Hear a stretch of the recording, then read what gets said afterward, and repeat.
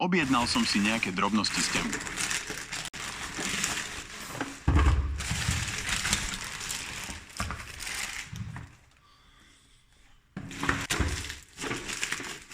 Potreboval som urobiť pár dier do drevotriesky, tak som objednal vykružováky do dreva.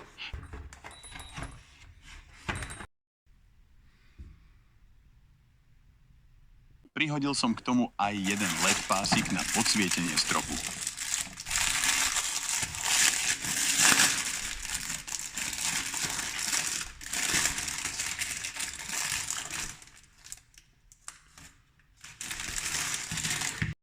A takto to dopadlo. Nástroj bol tupý, diery s tým sa robili ťažko.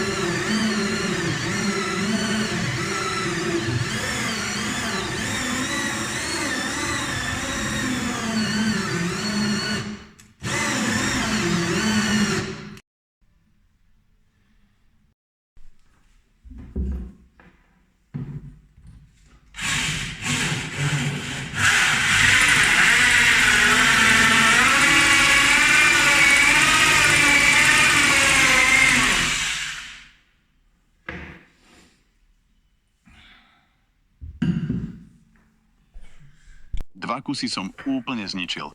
V podstate to bola kúpa k ničomu.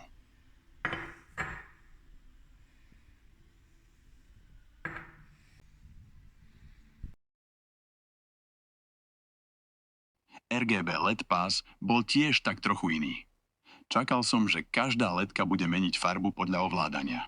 Na tom pásiku boli iba červené, žlté a modré ledky, nemenili farbu.